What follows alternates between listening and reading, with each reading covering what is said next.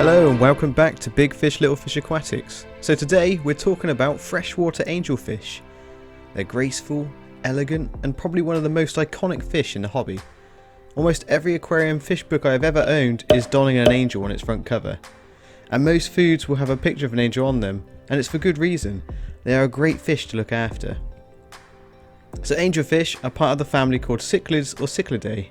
This is a large group that includes mbuna, discus and oscars. And a fun fact about cichlids is that they only have one nostril on each side of their head, whereas most other bony fish actually have two on each side. Now in the wild, angelfish can be found in South America, occurring through much of the Amazon basin, Peru and in Brazil. The most common species in the aquarium trade is scalare, and this video will focus on them the most. Now these angelfish can come in all kinds of morphs. You can have the standard morph, you can have a marbled morph, or silver, the list goes on really. And angelfish can reach a respectable size of 15 centimeters, with their dorsal and anal fins making them equally as tall, and in most cases even taller than they are in length. And they use their tall fin bodies to pass through vegetation to avoid detection in the wild. Now with the size of the fish in mind, taller aquariums will definitely be appreciated.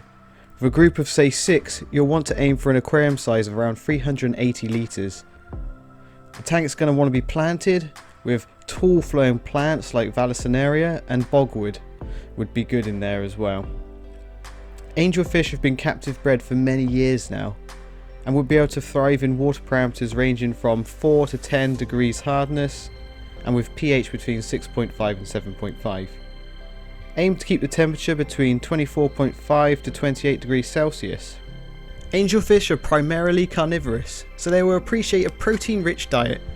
Foods like flake and pellets will be readily accepted, however make sure that you include frozen or live foods such as cyclops, bloodworm, brine shrimp, mysis shrimp, and feed to them little and often, maybe once to 3 times a day, and they should thrive. Now, angelfish are cichlids, and with this comes the natural aggression levels that all cichlids have. Think of them as that one person that greets everyone with a punch to the arm. They can't help it, it's just in their nature.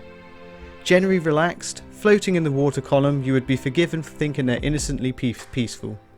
Which is true to a degree, however squabbling will always be present whilst the shoal is settling their hierarchy. The larger the shoal, the more diffuse the aggression will be, as the dominant fish will share the occasional peck to each fish individually. By buying a shoal, however, you will increase the chances of a pair being formed. This would be where aggression levels are turned up a smidge. If you're not after breeding, a complete restructure of the aquarium decor every few weeks will halt the pair becoming too dominant. However, if you are wanting to breed, I'd suggest moving the pair into a single 40-gallon aquarium and then leave the rest of the fish to sort themselves out.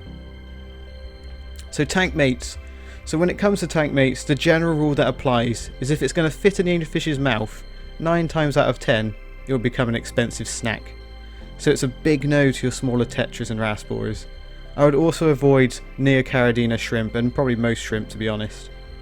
Fish that are overly active or boisterous such as danios, and certainly avoid tiger barbs as they will not be able to resist those angels' long flowing fins.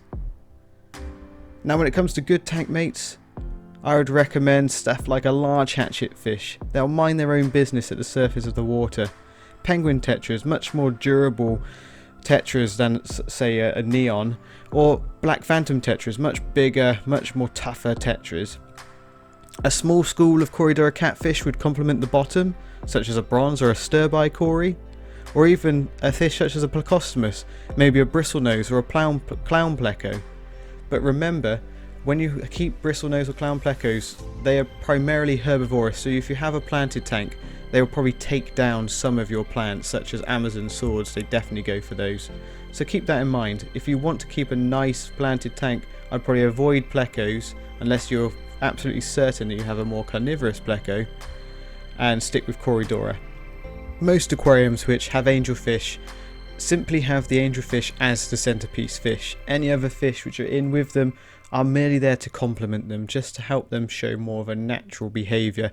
You may have a shoaling or schooling fish in with them, which will swim around the angelfish, and the angelfish will generally hover in one location and occasionally move across the aquarium. So don't put anything in there which is going to stress them out, as you won't get that natural behaviour which angelfish will show.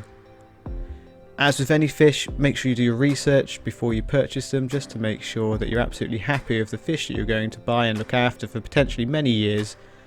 And if you've enjoyed this video, give me a like, subscribe, and I'll see you in the next one.